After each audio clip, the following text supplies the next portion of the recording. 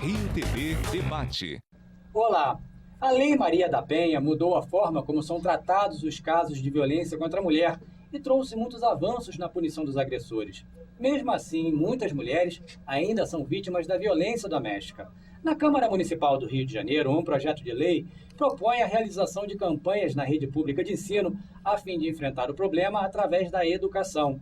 A violência contra a mulher é o tema do debate de hoje, com a presença da presidente da Comissão de Defesa da Mulher da Câmara Municipal do Rio de Janeiro, vereadora Tânia Bastos, da delegada Tereza Pesa, titular da Delegacia de Atendimento à Mulher de Nova Iguaçu, e da coordenadora geral de projetos do Grupo Crioula, de apoio a mulheres vítimas de violência racista, sexista e homofóbica, Lúcia Xavier.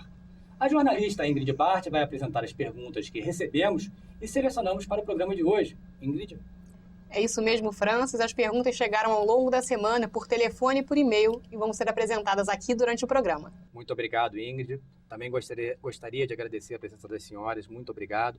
E começar repercutindo um caso que está tendo grande destaque na mídia, que é essa questão da Severina, lá de Recife, que acabou assassinando o pai dela, que cometia abuso sexual contra ela e também, segundo a Severina, iria cometer contra a filha dela, no caso a neta do agressor.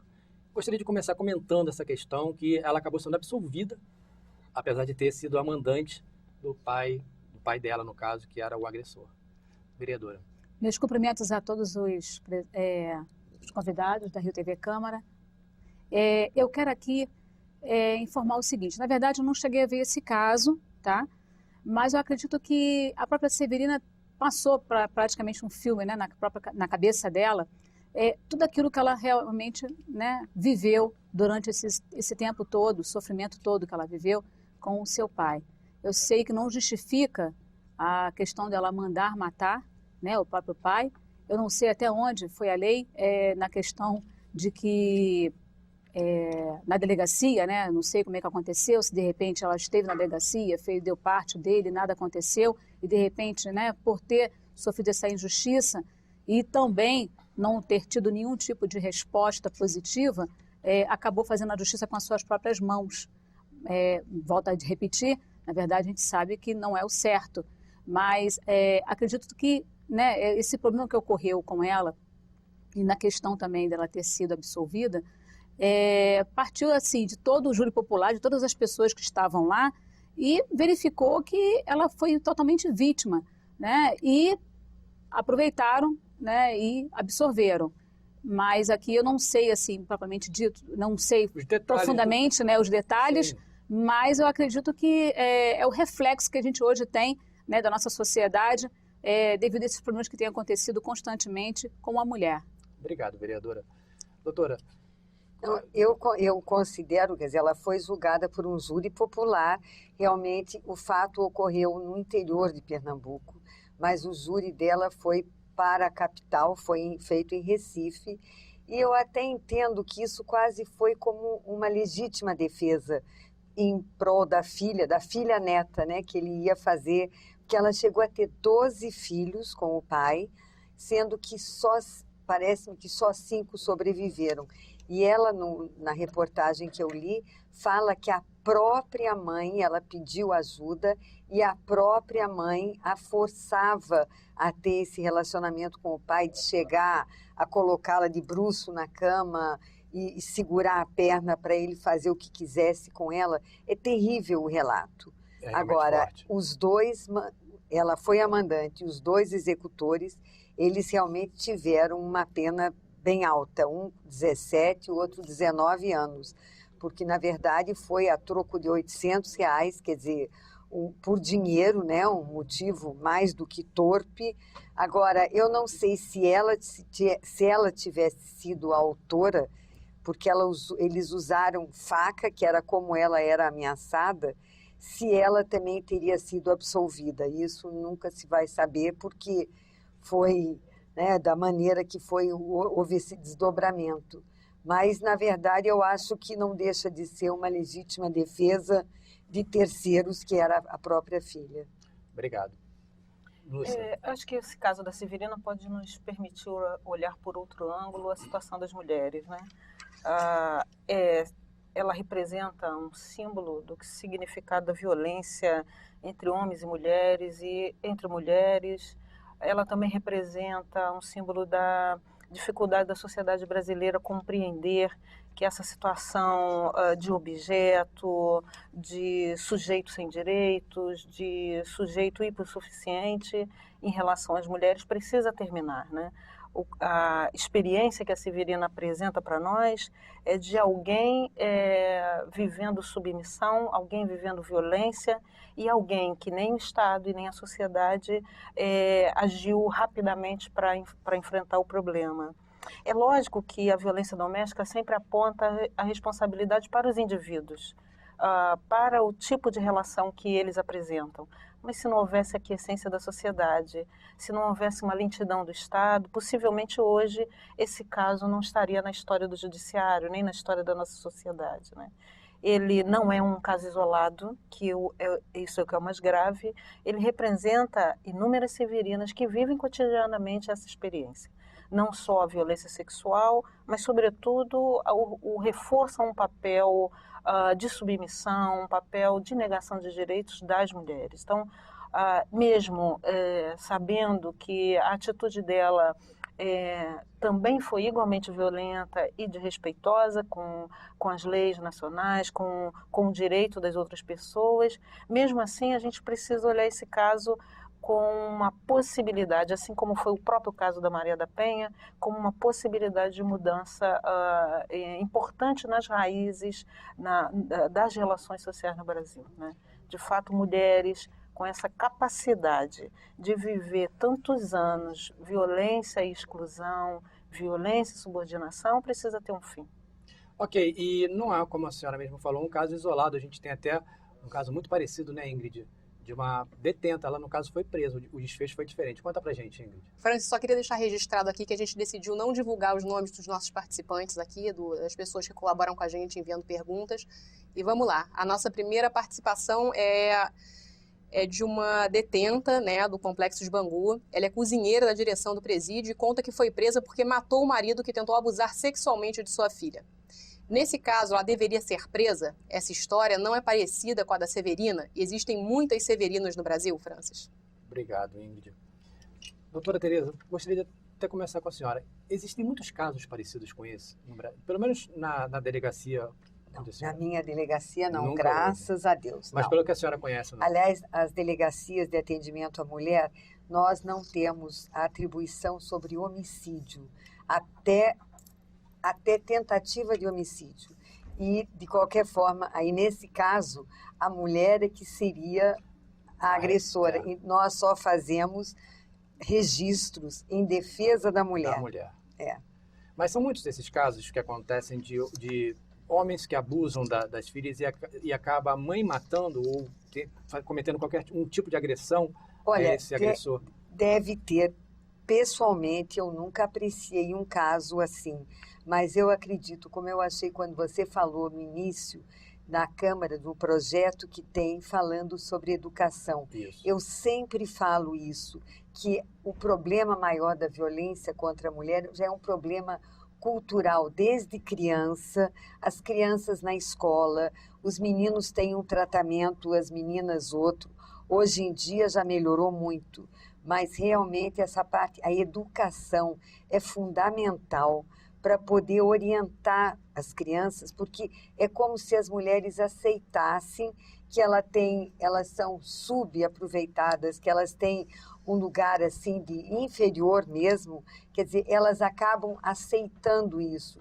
Eu acho que a educação é fundamental para mudar esse comportamento, em primeiro lugar, da violência contra a mulher. Legal, e a gente vai falar sobre esse projeto de lei, até porque a autora do projeto de lei é a vereadora Tânia Bastos, que está aqui com a gente. Antes, eu só gostaria de repercutir com a Lúcia também essa questão dessa detenta que tem um relato muito parecido com o da Severina, e eu gostaria de saber se a senhora também tem conhecimento de casos como esses, e se de repente poderia se fazer um outro encaminhamento no caso de uma mulher que sofre esse tipo de agressão ou que passa por esse tipo de problema de ameaça ao filho dela ou à filha dela, enfim. Geralmente a maioria dos casos não tem esse desfecho, as mulheres não fazem justiça com as suas próprias mãos, mas os desfechos são muito parecidos com os das Severinas, né? São anos de repetidas violências que às vezes chegam às próximas gerações. Isso também porque a desvalorização dos serviços, a desvalorização das políticas voltadas para as mulheres, né? Quer dizer, na verdade, uma desvalorização que é decorrente da desvalorização do problema. Então, nesse sentido, elas acabam não considerando que já existem órgãos, tanto para a defesa da criança quanto para a defesa das mulheres, que podem dar, mesmo que não deem respostas definitivas, podem dar respostas àquilo que elas estão enfrentando. Então, tudo isso acaba gerando também um caldo de desconfiança da ação pública e também pouco retorno daquela ação em prol do direito daquela pessoa. Mas certamente o que a gente mais vê são mulheres vivendo e deixando repetir a situação de violência com seus filhos. Isso porque a sociedade também dá poucos sinais de que discorda desse tipo de experiência, que não concorda que mulheres vivam essa sujeição. Então, juntando essa expectativa com a dificuldade de perceber nos serviços públicos um espaço de garantia dos seus direitos, esses casos acabam se tornando praticamente complexos, né? Então você tem mulheres que vivem violência, viveram com seus pais, com seus vizinhos, amigos, parentes, e depois você vê as filhas dessas mulheres vivendo a mesma vulnerabilidade, vivendo o mesmo desconforto e insegurança no lar em relação à sua vida sexual, à sua vida afetiva, o seu futuro. Eu imagino até que, por exemplo, nas capitais, como São Paulo, Rio de Janeiro, principalmente no Sudeste, Sul, as mulheres devem se sentir um pouco mais, quer dizer, devem se sentir mais protegidas. E nos rincões do país, nos sertões, enfim, no Nordeste, não deve, a mulher às vezes deve se sentir um pouco desamparada. Talvez seja o caso de onde a Severina morasse, não, Lúcia? Você acha Não. Você acha que não existe mais um preconceito em outros? O Instituto O ISP, Instituto de Segurança Pública, já demonstram com dados bem recentes de que a violência sexual é um problema para as mulheres nas grandes capitais também. Então, nós não estamos falando de casos isolados de cidades desconectadas com os avanços tecnológicos e sociais. Nós estamos falando de espaços já com direitos consolidados, com uma cultura em relação aos direitos da mulher um pouco mais avançada, mas que ainda não conseguem construir um sentimento de segurança para elas. Eu não estou com os dados na cabeça, mas se você for pesquisar o dado sobre violência sexual no Rio de Janeiro, você vai ter uma surpresa em relação à quantidade de mulheres que são vítimas de violência sexual, em relação àquelas que no interior possivelmente tenham menos notificação, menos registro. Mas as capitais têm dados bastante significativos. Ok. Eu posso dar só Claro. fazer uma observação. Em 2009, em agosto de 2009 também, foi sancionada uma lei que houve uma alteração no Código Penal. O artigo 213 era o que penalizava o tipo penal do estupro e o 214 era o atentado violento ao pudor. No 213, a mulher sempre era a vítima e o homem era o autor. Era constranger mulher no tipo penal e ter com ela, com violência ou grave ameaça, conjunção carnal. E era sempre o sexo vaginal. No 214, tudo que fosse qualquer ato libidinoso, diverso da conjunção carnal, era o atentado violento ao pudor. Que é um crime hediondo. Não, acabou. De 2009 para cá, não existe mais o artigo 214, foi revogado este artigo. Agora tudo é estupro. Tudo agora é estupro, não é mais como a gente vê em filme americano, quer dizer, antigamente causava, né, espanto, o homem estuprado. Agora, de 2 anos para cá, no Brasil, os homens também são estuprados.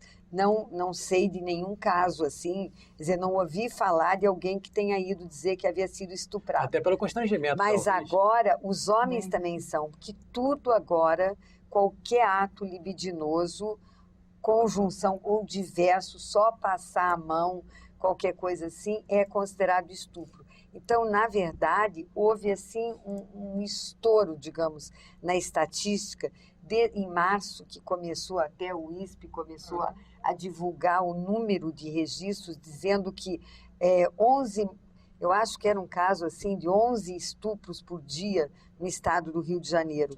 Na verdade, foi essa diferença, essa revogação do 214. De caracterização do Porque Código o de que a gente Penal. imagina que seja um estupro, aquele estupro clássico, a mulher está andando sozinha na rua a altas horas, vem um homem ou de carro ou qualquer coisa com arma e leva para o mato esse desconhecido.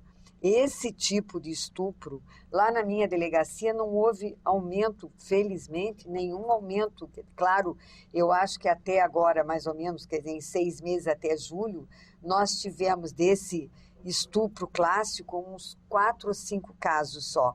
Agora, o que tem esse caso do marido e da mulher também, que pela Lei Maria da Penha, quando a mulher não quer e o marido força, ela vai à delegacia e é registrado como estupro, mas é um estupro em que o estuprador tem a chave da casa. Então não é, quer dizer, claro que é sério, mas não é aquele estuprador de cinema que na calada da noite é que estuprava. Então houve realmente essa modificação, esse aumento na notificação do crime estupro. Obrigado, doutora. Vereadora. Eu queria até pontuar nessa questão, né, que foi passada para a gente agora do 80, é o seguinte. Na verdade, eu vejo, nós vimos, né? Toda a sociedade vê que acontece muito mais a violência do homem com a mulher na questão do óbito, tá? E quando é o inverso, quer dizer, a mulher acaba, né, matando o marido, matando o companheiro, a gente vê assim um enfoque muito grande na nossa sociedade. Eu vejo da seguinte forma: ali, eu não sei, mas acredito que ela tenha usado uma legítima defesa. Ou morre eu, ou morre ele. Então, ela, obviamente, fechou os olhos e fez, né, praticou o ato ali. Mas existe uma repercussão muito grande com relação ao inverso. Quando a mulher mata o homem, a repercussão é imensa. Na mídia, enfim, tudo quanto é. Agora, quando acontece ao contrário, parece que virou, né, doutora? Parece que a coisa virou meio que corriqueira, né? As mulheres, parece que hoje, quando as mulheres são mortas, a gente percebe assim uma divulgação, óbvio, tem, mas não tem, sabe, um enfoque maior, né? Não existe exatamente, não existe um enfoque maior. Esse clamor, né? Exatamente, como a mulher, quando acontece com a mulher, né? Entendi. Vereadora, depois eu gostaria de conversar sobre aquela questão da educação, o projeto de lei da senhora, só que a gente precisa ir para um outro bloco, para um intervalo agora. Antes disso, temos a pergunta de um telespectador ou telespectadora que Ingrid Bart vai apresentar para a gente. Ingrid. Francis, a segunda pergunta é a seguinte: o assédio moral que desqualifica a mulher com xingamentos é uma forma de violência no casamento? E isso é passível de notícia-crime? Obrigado, Ingrid. Só que a resposta para essa pergunta a gente confere em instantes após um breve intervalo. Rio TV Debate. Estamos de volta com Rio TV Debate, falando hoje sobre violência contra a mulher. No bloco anterior, apresentamos uma pergunta que a Ingrid Bart vai ler novamente para a gente. Ingrid, por favor. Francis, a pergunta é a seguinte: o assédio moral que desqualifica a mulher com xingamentos é uma forma de violência no casamento? E isso é passível de notícia-crime? Obrigado. Doutora Tereza, chama-se assédio moral nesse caso? Não, é uma das formas de violência preconizadas pela Lei Maria da Penha, junto com a violência física, a violência sexual, a patrimonial e a psicológica, também a violência moral. É a violência em que a mulher ela é humilhada, ela é caluniada, ela é difamada, ela é atingida, seria enquadrado nos crimes contra a honra. Então, isso é realmente, e ela pode registrar na delegacia, com certeza, ela vai poder ser atendida como vítima de uma violência moral. Chama-se violência moral mesmo? É, violência moral. A senhora falou que são 5 tipos de violência? São 5 tipos. A violência física, que antes da Lei Maria da Penha, era realmente, a mulher só ia registrar na delegacia quando ela sofria chegava toda machucada e realmente era, quer dizer, visível. Com a lei, hoje em dia, os registros de ameaça, quer dizer, claro que tem que ser uma ameaça de um mal injusto e grave, quer dizer, ela está com a vida correndo risco, ela não pode chegar na delegacia, ele está ameaçando me tirar da casa, ele está ameaçando tirar meu carro, isso não representa a grave ameaça, não. Mas o número de registros de ameaça, em que elas são realmente ameaçadas, elas não esperam acontecer, elas vão à delegacia e registram. A mesma coisa os crimes de injúria. Eu já até tinha falado antes, eu já fiz 2 registros na delegacia em que a mulher chegou arrasada porque o companheiro havia chamado ela de gorda, quer dizer, a autoestima dela extremamente arrasada, porque uma foi chamada de gorda e a outra de gorda e feia. Quer dizer, claro que ela realmente estava um pouquinho acima do peso e não era assim também tão bonita, mas não é motivo dele fazer isso. Não justifica, Não, claro. claro que não. Nada. Nem a violência, nada justifica. E qual é o tipo de punição para esse tipo de agressão? Ele não pode ser preso por isso, ele é levado, quer dizer, nós fazemos o registro, ele é chamado, ela traz testemunhas, né, se houver, ele é chamado na delegacia e nós encaminhamos ao juizado especial, o juizado da violência doméstica, e aí realmente no próprio juizado o juiz pode até obrigá-lo a fazer um tipo de um curso, uma ressocialização. Eles têm, quer dizer, é uma das penalidades, porque a Lei Maria da Penha, até a Lei Maria da Penha, a pena do agressor eram penas pecuniárias, ele pagava multa ou então cesta básica. Eu trabalhei na Delegacia de Mulheres aqui do centro no ano de 2000 a 2001. E é bom informar que em 2006 que foi feita essa lei da Maria da Penha, em 2006. Que entrou em vigor em outubro de 2006. Até no ano de 2000 eles chegavam lá, eu já paguei 6 cestas básicas. Agora, sabe, até arrogantes, porque realmente não. E as mulheres também não faziam nem questão porque muitas vezes eles descontavam, quer dizer, quando eles tinham que pagar a cesta básica, eles deixavam de dar dinheiro em casa e cobravam da mulher, olha, já estou pagando muita cesta básica e não davam o dinheiro que ela pedia, até para o sustento da casa, para a alimentação dos filhos, eles faziam isso. Com a lei, com o advento da Lei Maria da Penha, são proibidas as penas pecuniárias.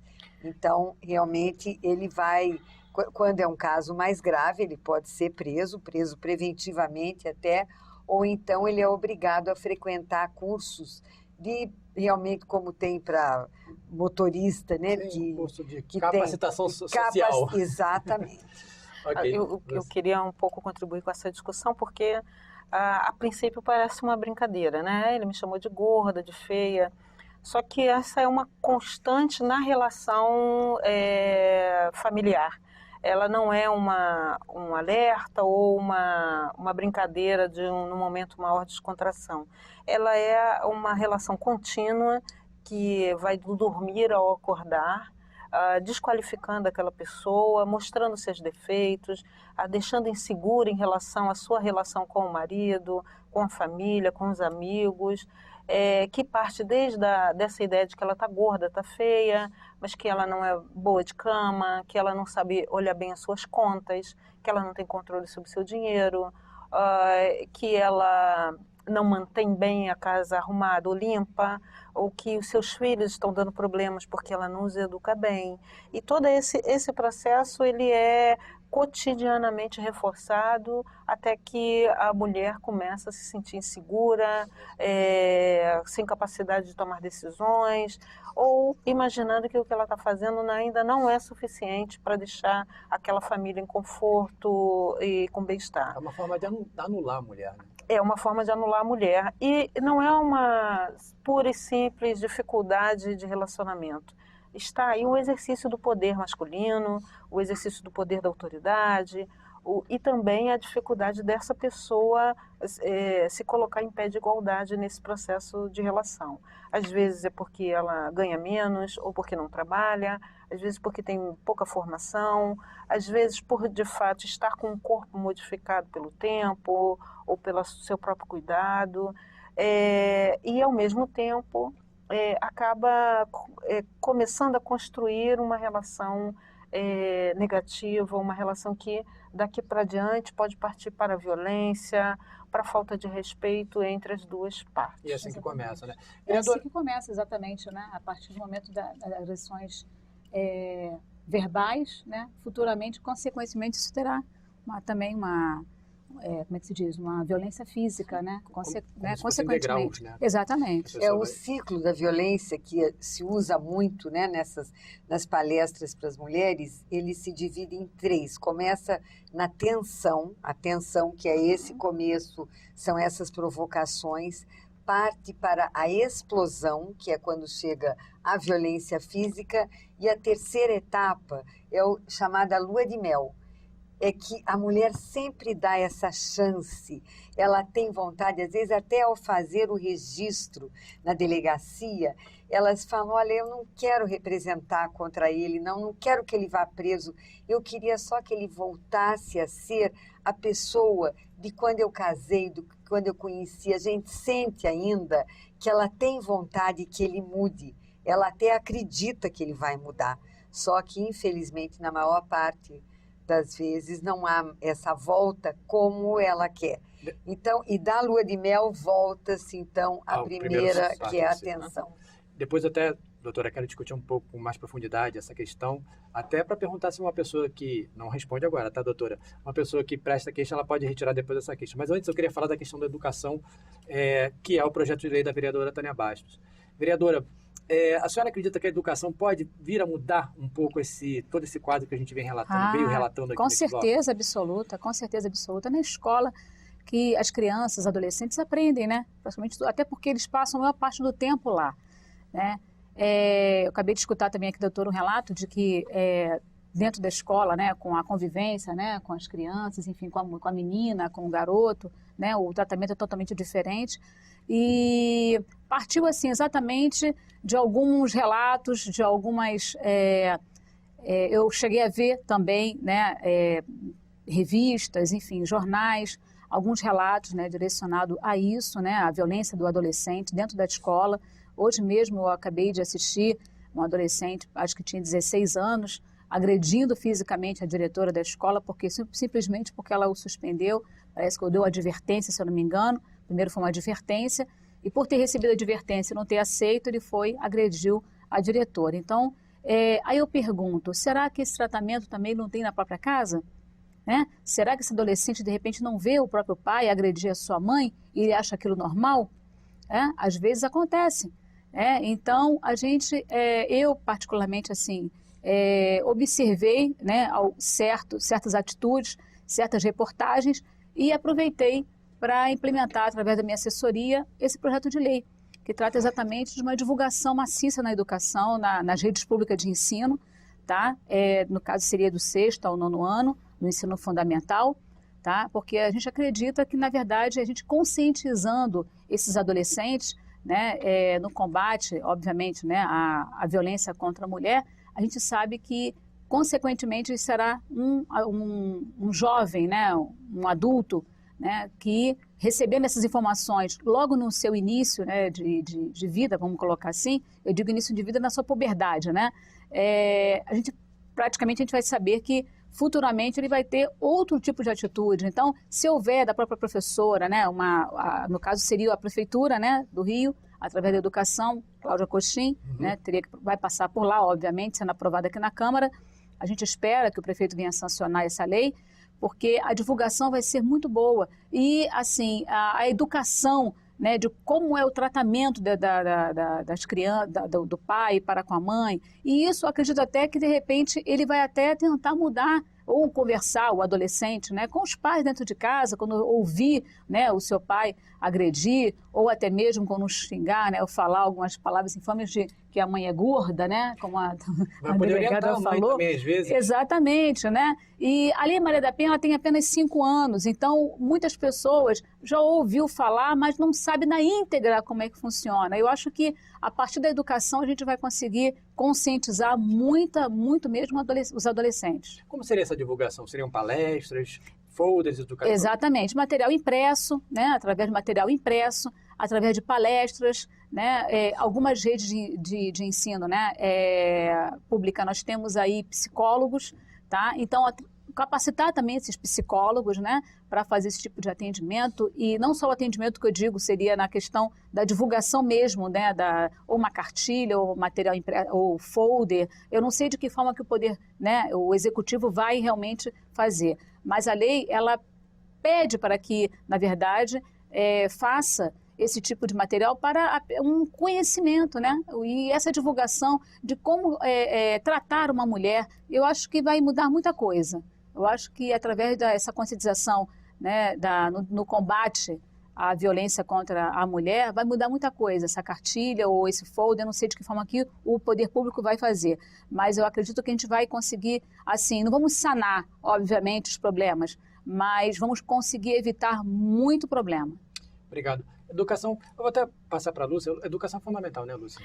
Assim, nesse caso, importantíssimo porque uma casa onde a violência prepondera nas práticas cotidianas de educação e de relação afetiva, certamente a criança é também uma vítima.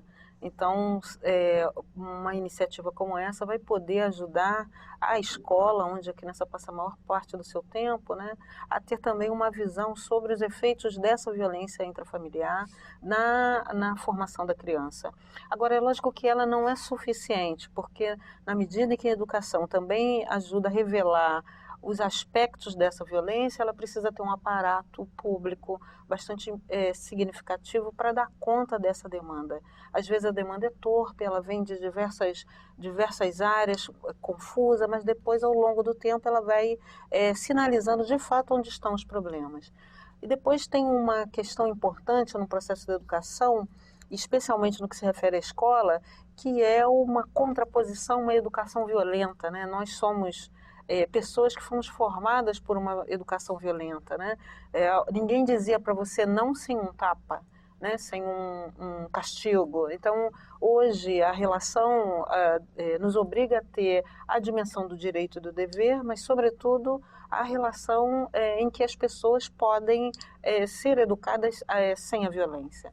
Então, um processo como esse pode ajudar a encontrar essas ferramentas. É muito difícil para as famílias lançarem mão somente da conversa para problemas graves de violência entre jovens, de violência na própria família, de violência dos vizinhos, da própria comunidade, né? Nós vivemos também em ambientes que, às vezes, a insegurança é bastante grande. Então, acho que isso pode criar uma alternativa a essa experiência, essa longa experiência de violência. Sem contar que esse é um tema de saúde pública. É evidente que, como membro de uma sociedade organizada, como membro do judiciário, do poder de polícia, como membro de legislativo, a gente tem a obrigação de pensar nisso como uma tarefa nossa, né? Especialmente nós mulheres. De saúde pública, inclusive, desculpa interromper, Lúcia, mas uma das grandes críticas, inclusive, é de que o pessoal que trabalha na saúde ainda não está preparado para receber esses casos de violência, identificar esses casos de violência, até dar um encaminhamento correto à mulher que sofreu esse tipo de agressão. Eu acho que estão mais do que estavam no passado, mas ainda não suficientemente preparados para poder amparar essas pessoas, porque no caso da violência não basta só os remédios jurídicos ou de políticas públicas, é preciso também compreender em que situação aquela mulher se encontra para que ela tenha conforto, possibilidade de tomar as decisões certas. Essas decisões, essas que a gente encontra na delegacia de polícia ou no serviço em que essa mulher é atendida, ela precisa vir também ancorada com uma boa resolutividade das ações públicas. Então, nesse sentido, uma ação como essa na educação pode ajudar a construir um efeito cascata no processo do apoio a essas mulheres. E uma vez, eu gostaria até de fazer essa colocação à doutora Tereza, eu fiz uma reportagem na segunda vara da infância e da juventude, que tinha um programa, falando em programas do poder público, que tinha um programa para pais que agrediam os filhos. Então, o pai que cometesse algum tipo de agressão, de violência contra o seu filho, ele não era preso, até porque acho que é muito deletério para a família você ter o responsável preso. Então, como é que era feito o trabalho? Eles participavam com assistentes sociais e psicólogos de programas para ressocializar, para amenizar aqueles conflitos que aconteciam, às vezes por causa de álcool, às vezes por causa de drogas, mas enfim, que aconteciam naquele seio familiar. No âmbito da relação entre mulher e homem, existe algum programa, doutora, parecido com esse? Quer dizer, em vez de a mulher prestar queixa, ela vê que o marido é violento, ela procura a delegacia de repente, ou o judiciário encaminharia para um programa como esse, em que o casal participasse de uma terapia com psicólogos, pedagogos, enfim. Existe lá, quer dizer, é uma rede de proteção à mulher. Ela, quando vai à delegacia, quer dizer, normalmente é feito o registro e a mulher é encaminhada, dependendo de onde ela mora, sempre vai ter algum órgão de política pública ou até mesmo de ONGs, de não governamentais, que dão esse apoio também. Mas na parte de políticas públicas está muito grande o incentivo, tanto municipal como estadual, existe muita proteção à mulher. Agora, quando o marido, para o marido agressor, isso é quando realmente o juiz, como é uma forma de penalizar o agressor, ele tem como eu já falei antes, esse curso de Mas ele participa junto com a companheira, não? Não. É sozinho. São eles. Entendi. De repente, junto. Interessante isso, exatamente, porque como você passou essa questão, né? Se chama, né? Escola de Paz. Isso, exatamente. Eu não me lembrava o nome, mas exatamente. Escola de Paz. Eu sei porque, na verdade, eu fui coordenadora da rede, tá? Na assistência social, e nós trabalhávamos muito com a Escola de Paz. Também fui conselheira tutelar no município do Rio de Janeiro. Então, nós encaminhávamos, né, a família para a Escola de Paz, junto com o adolescente, com a criança, enfim. E era assim, o resultado era espetacular. Eu acho que essa informação que você acabou de passar para a gente é de suma importância, o poder público também trabalhar em cima, né, da família na questão da violência contra a mulher. Né? O companheiro, junto com a mulher, está ali em um determinado local, recebendo todo o atendimento. É fundamental. Eu acho até que dá um projeto de lei muito bom. Essa questão aí, a gente tentar copiar, né, da primeira vara, porque a Escola de Paz é da primeira vara da infância e adolescência. Mas engraçado, eu assisti isso na segunda vara. Agora eu não me lembro também, que a gente já fez tantas reportagens com as varas da infância. A primeira era do Ciro Darlan. E a segunda era do Guaraci Viana. Do Guaraci, exatamente. Eu não me lembrava exatamente em qual. Mas, obrigado, vale então a sugestão, enfim, obrigado pela questão que foi levantada. E também há aspectos importantes na sociedade que vão marcar esse tema. Então, por exemplo, 25 de novembro é o dia de ação contra a violência contra a mulher. Há uma campanha onde estão envolvidos órgãos públicos, sociedade civil, que chama 16 dias de ativismo contra a violência contra a mulher, que começa já no dia 20 de novembro e vai até 10 de dezembro, no sentido de poder alertar a sociedade sobre esse problema, considerando os diversos aspectos que a violência apresenta, não só intrafamiliar e a doméstica, mas também a violência urbana, né? A falta de segurança nas cidades para as mulheres, os aspectos relacionados à discriminação de raça, de gênero, de sexualidade. Quer dizer, há na sociedade também algumas iniciativas que vão reforçar essa ideia do processo educativo, mas que ainda não são capazes de fazer essa grande mudança. Então, certamente nessas datas a gente relembra a necessidade da sociedade tomar medidas contra esse problema. Obrigado. Ingrid Bart.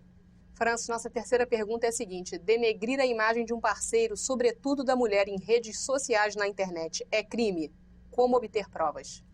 Obrigado, Ingrid. Só que a resposta para essa pergunta a gente confere em instantes após um breve intervalo. Rio TV Debate. Estamos de volta com o Rio TV Debate, falando hoje sobre violência doméstica contra a mulher. E no bloco anterior, apresentamos uma pergunta de um telespectador que não se identificou e que a Ingrid Bart vai ler novamente para a gente, Ingrid. Francis, é a seguinte: denegrir a imagem de um parceiro, sobretudo da mulher, em redes sociais na internet é crime? Como obter provas? Obrigado. Doutora, eu acredito que seja crime, né? Sim, claro. E talvez seja até mais fácil obter provas nesse caso do que uma agressão verbal. Com certeza, porque a agressão verbal geralmente é entre quatro paredes e fica difícil. Agora, nas redes sociais existe uma delegacia aqui na capital, a Delegacia de Crimes de Informática, e eles têm até acessos a mais provedores, eles conseguem, mas qualquer delegacia pode fazer esse tipo de registro. E uma das coisas, quer dizer, muito importante trazida pela Lei Maria da Penha foram as medidas protetivas de urgência. E uma delas, que a mulher ela solicita a proibição de contato do agressor, né, do companheiro, ex-companheiro, marido, namorado, etc. E que ele não pode procurar entrar em contato com ela pessoalmente ou por telefone ou através dessas redes sociais. Quer dizer, existe já uma proibição dele poder fazer. Então, e é só, eles até pedem, né, que se leve, porque é fácil, todo mundo imprime, né, isso, e é feito realmente, é feito o registro de injúria ou difamação ou calúnia, dependendo como for especificado, o que for colocado em rede social. Gostaria de mostrar agora para as senhoras a visão das pessoas sobre essa questão da Lei Maria da Penha. O que mudou, o que não mudou, como é que as pessoas estão na rua vendo essa nova legislação e a punição, né, para os agressores os agressores contra as mulheres. Vamos assistir?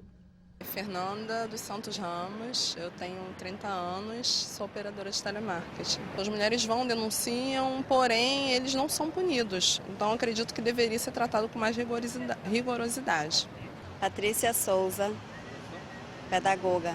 Com a Lei Maria da Penha, eu acho que melhorou muito, foi muito satisfatória essa lei, porque acabou com a violência contra a mulher.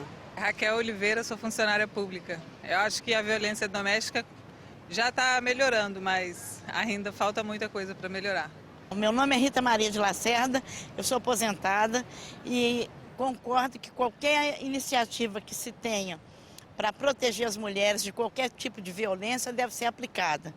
No que se corresponde à Lei Maria da Penha, ainda há muito a desejar. O tipo assim, no popular, ainda não pegou.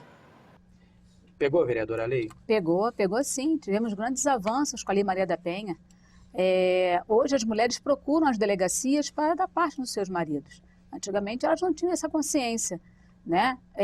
Os homens pagavam apenas uma cesta básica, era muito fácil, né? Bater na mulher, agredi-la e depois pagar uma cesta básica. Quer dizer, hoje não, ele vai realmente para a prisão, né? Ele hoje é detido. Então, assim, com certeza pegou a Lei Maria da Penha. Agora, precisa ter alguns ajustes, obviamente, tá? Eu vejo a deficiência, digamos, na Zona Norte, nós não temos as delegacias, né? De atendimento à mulher. Nós não temos. Nós temos apenas aqui no município do Rio de Janeiro 3 delegacias, que ficam em Campo Grande, outra em Jacarepaguá e aqui no centro da cidade. Então, assim, precisamos realmente ampliar esses atendimentos. O atendimento, e a senhora também defende alguns ajustes na lei, né, para ficar, de repente, um pouco mais rigorosa em alguns tipos de casos. Deixa eu ver com a doutora Tereza. Doutora Tereza, a sua opinião, a senhora que trabalha justamente com esse atendimento, né, esse primeiro atendimento com a pessoa que é vítima de agressão, com a mulher que é vítima de agressão, pegou essa lei, não pegou essa lei? Com certeza pegou. Agora, só para esclarecer, vereadora, na verdade, a nossa atribuição em delegacia de atendimento à mulher, ela não é uma atribuição exclusiva, ela é uma atribuição que nós chamamos concorrente. Qualquer delegacia pode fazer esse registro e não precisa nem encaminhar uma delegacia de atendimento à mulher, que qualquer delegacia e até os próprios policiais, a polícia teve essa preocupação de fazer vários cursos de capacitação, porque, de fato, eu acho, antes da lei, não se levava muito a sério antes da criação das delegacias de mulheres. Doutora, não cortando a senhora, mas eu coloquei essa questão porque eu já recebi muitas denúncias de que as mulheres procuraram as delegacias, né? Essas delegacias aí normais. E não tiveram o mesmo tipo de tratamento como recebem na delegacia de atendimento à mulher. Eu estou colocando isso porque foram pessoas que relataram. Não, isso é uma queixa recorrente mesmo, vereadora. Que as mulheres não se sentem tão à vontade. Tão à vontade, numa delegacia comum, às vezes até escutam piadinhas. Eu acho até que é uma questão de fazer uma avaliação aí, até uma expensão também muito grande, porque até às vezes escutam piadinha, não, você apanhou agora, mas vai voltar para casa.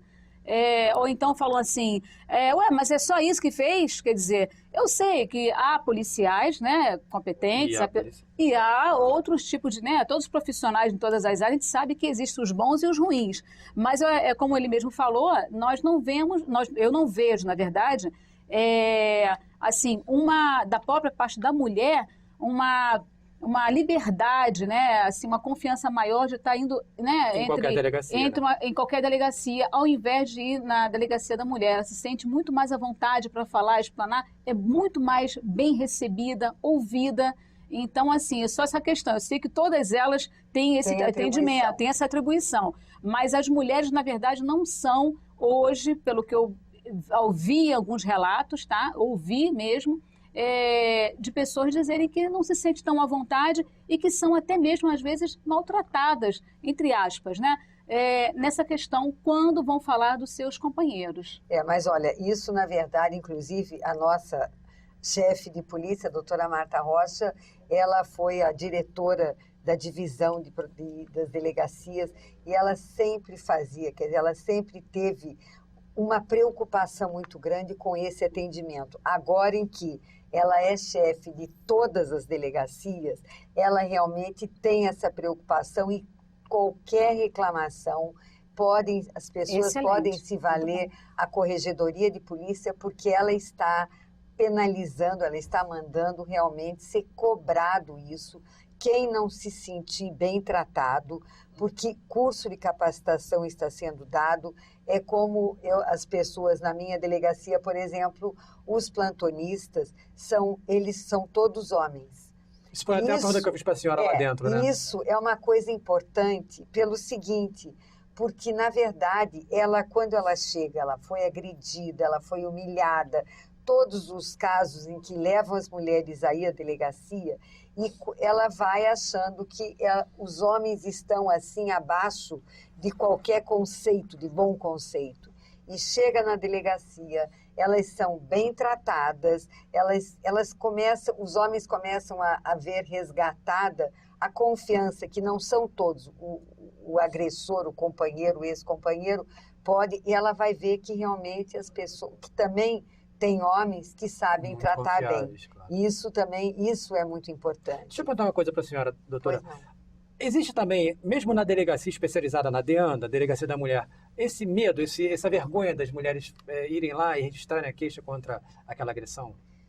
Olha, eu acho que elas já estão, assim, até por conta dessa rede de proteção, às vezes elas são encaminhadas pela o CIAN, que tem na Baixada, pelo NUAN, que é a Coordenadoria de Mulheres. Elas vão primeiro lá, e lá elas são incentivadas a procurar a delegacia. Então, a minha delegacia cobre 5 municípios. Além de Nova Iguaçu, propriamente dito, tem Nilópolis, Mesquita, Queimados e Japeri. Quer dizer, eu atuo em 5 municípios, com 4 comarcas, porque Mesquita pertence à comarca de Nova Iguaçu, e o tratamento, essa rede de proteção é muito atuante lá na Baixada. Então, elas, quando chegam à delegacia, a maioria das vezes, elas já estiveram nessa, e elas lá são incentivadas a fazer o registro. Então, não tem uma vez ou outra, mas eu queria que uma mulher, né, aí eu sempre estou lá, Quer dizer, vai me contar a história, mas eu digo, olha, então agora, depois dela contar, eu a encaminho, ou fico junto, ou fico, né, perto, orientando o policial.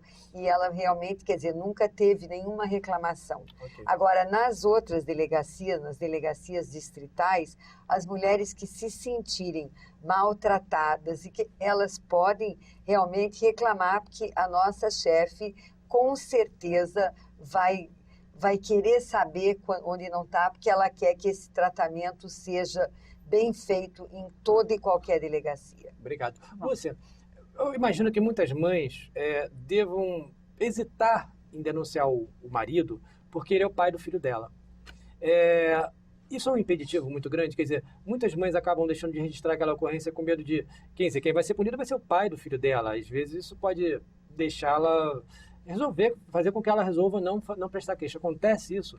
Você já ouviu relatos em relação a isso? Acontece, mas a principal dificuldade para o registro é a baixa resposta do serviço público. Quanto menos acesso, ou um acesso dificultado ao serviço, mais difícil fica para ela sustentar aquela denúncia. Quer dizer, a agilidade em receber o caso e desdobrar aí no acompanhamento, no afastamento do agressor do lar, ou mesmo na entrada no abrigo, isso tudo dificulta muito a manutenção da denúncia. Nós estamos falando de alguém que já tomou a posição de denunciar e romper com esse ciclo. Nós não estamos falando ainda da pessoa que não teve ainda a condição de romper esse ciclo da violência. Para esta que rompe, há sempre uma dificuldade de ter acesso com maior qualidade, com maior presteza aos serviços. Mas aquela que ainda não rompeu, infelizmente, ela avalia que a família está em primeiro lugar, que as condições socioeconômicas dela não a permitem tomar decisão de longo prazo, ela não encontra apoio na família ou na comunidade para que ela tome essa decisão. E acho que um pouco dessa relação está sendo rompida com a própria Lei Maria da Penha. Por quê? Porque até pouco tempo, de fato, o crime não tinha tanta... Não era um crime considerado de monta, muitas vezes passava pela ideia de que era um conflito intrafamiliar que poderia ser resolvido com um bom mediador e ponto, acabou, né? Hoje, na medida que a lei estrutura essa questão como um crime, permite uma ação mais concreta da polícia, faz com que a possibilidade da retirada da queixa fica bem menor, você também cria na sociedade a capacidade de compreender que aquilo não é mais um ato permitido, né? Então isso também ajuda as mulheres a tomarem essa decisão. Creio também que outro aspecto importante nesse processo é que as mulheres também a cada dia vão se desenvolvendo e encontrando espaços para o exercício da sua liberdade, da sua autonomia, da sua independência, e isso faz com que elas também comecem a considerar essa relação entre homens e mulheres, entre mulheres ou entre dois homens, uma relação que pode ser consolidada no respeito, né? Onde não há uma hierarquização, uma inferiorização, papéis e funções de subordinação. Obrigado. Doutora, a gente no bloco anterior, eu prometi que íamos dar a resposta para a minha pergunta que eu fiz ali no bloco anterior e agora eu vou repeti-lo, que a gente está falando dos ciclos de violência, que a senhora falou que começa com a agressão verbal, depois vai para a agressão física e vem a lua de mel. Uma pergunta que eu tenho é o seguinte, provavelmente quando vem essa fase de lua de mel, muitas mulheres devem desistir daquela queixa. Como é que faz? Elas querem desistir, só que pela Lei Maria da Penha não pode mais ser retirada. Elas têm que pedir uma audiência especial no fórum, no juizado, e só perante o juiz é que elas vão ter atendido esse pedido, porque, na verdade, a lei sempre exige que elas representem. Então, se elas já não têm mais essa vontade, o juiz só é que pode decidir. Elas vêm na fase da lua de mel, exatamente, elas vêm pedir para retirar e não conseguem mais. Mas o juiz tem essa prerrogativa. Sim. Pode o juiz não querer retirar a queixa? Não. Se a representação não quiser mais continuar com a ação. Não, ele tem que aceitar a vontade dela. Entendi. O Ministério Público também não pode assumir essa questão. Ok. Temos uma pergunta, Ingrid. Temos sim, Francis. É a seguinte: em muitas famílias, o alcoolismo pode gerar agressões. como podemos tratar esses casos. É bem verdade também, né, Francis, que em muitos desses casos, quando os maridos não estão sob o efeito do álcool, eles são até bem legais, né? Também pode acontecer verdade. isso, né? E é verdade, também imagino que seja também caso que aconteça essa questão de desistir da representação contra o marido, porque o marido naquela hora que agrediu e a mulher está com raiva, vai lá e presta queixa, depois deve desistir, né? Depois, às vezes, muitas vezes que o marido volta ao normal. Tá sóbrio, né? Ela tenta desistir, mas não pode. Mas quase sempre, na verdade são 3 os motivos, o que aumenta o número. O primeiro, digamos assim, seria traição, os ciúmes. O segundo elemento que enseja um registro é a bebida, droga, a bebida. O terceiro motivo é a falta de dinheiro, que na verdade casa onde falta pão, todo mundo briga e ninguém tem razão. Agora, no alcoolismo, infelizmente, esse já está um caso, quer dizer, não é uma bebida, não. Normalmente é um estado permanente, e aí ela não tem nem como desistir. Os policiais perguntam, elas colocam, não, ele faz uso excessivo de bebidas e no momento ele estava alcoolizado. Obrigado, doutora. Bom, chegamos ao fim do programa. Eu peço para as senhoras concluírem, enfim, as suas ideias e para encerrarmos o tema hoje sobre violência contra a mulher. Vereadora. Eu quero aqui, na verdade, convidar a todos, né, do município do Rio de Janeiro, enfim, todo o estado do Rio de Janeiro, para estar conosco agora no dia 3 e no dia 4, na nossa conferência municipal, tá? Proporcionado pela Coordenadoria Especial, né, de Proteção e Igualdade de Gênero, que é a CEPIG, tá? E convido aqui a todos no dia 3 e no dia 4, vai ser aqui próximo mesmo ao Centro de Convenções aqui da Cidade Nova. Tá? Muito obrigada pelo convite. Eu faço votos que a minha lei venha a ser aprovada pelos meus pares e sancionada, obviamente, pelo prefeito Eduardo Paes. Obrigado, vereadora. Doutora Tereza. Eu quero só lembrar que as mulheres não deixem de denunciar, não deixem de buscar ajuda, que elas realmente entendam o quanto elas são importantes, porque nós somos a maioria no mundo e também somos mães da outra metade. Então, nós somos realmente muito importantes e nós temos que nos valorizar mais. E boa tarde a todos e a todas. Obrigado, doutora. Senhora Lúcia. Eu também queria agradecer e aproveitar e reforçar o convite da participação na terceira conferência. Essa é uma iniciativa para a construção de um plano nacional de políticas para as mulheres. Esse plano tem como responsabilidade políticas que venham enfrentar a violência contra a mulher, então a participação das mulheres, quer na municipal ou estadual, é importantíssima para ir consolidando também no município, no estado, essas diretrizes pensadas pelas mulheres para o seu bem-estar e para a efetivação dos seus direitos. E também concordo bastante com a doutora Tereza, porque não só a denúncia, mas é preciso que a gente tenha uma iniciativa de apoiar as mulheres que vivem em situação de violência. Não só porque somos a maioria, mas porque este tipo de situação traz para todas nós, qualquer uma de nós, um sentimento de insegurança. A pessoa que bate na sua mulher, bate em qualquer pessoa. A pessoa que não respeita o direito de uma mulher, também não respeita o direito de nenhuma pessoa. A pessoa que vive em ações de discriminação e violência não consegue considerar a cidadania como um preceito fundamental para as nossas vidas. Então, na medida em que essa pessoa ou essas pessoas tomem uma posição de não violência, de respeito aos direitos, para nós mulheres a cidade fica muito melhor. Para nós mulheres a vida fica muito melhor. Então, eu quero convidar as pessoas a ter essa iniciativa.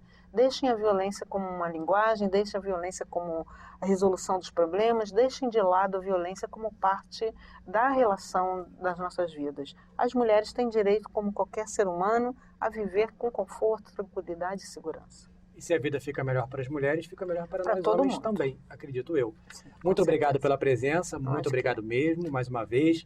Obrigado pela participação, Ingrid, muito importante, apresentando essas perguntas que enriquecem o nosso debate. Eu gostaria também de agradecer você que manda essas perguntas, também ajudando aqui as nossas discussões no Rio TV Debate. Eu gostaria de lembrar que o programa agora também está na internet, no endereço www.câmara.rj.gov.br. E a gente fica por aqui. Até mais!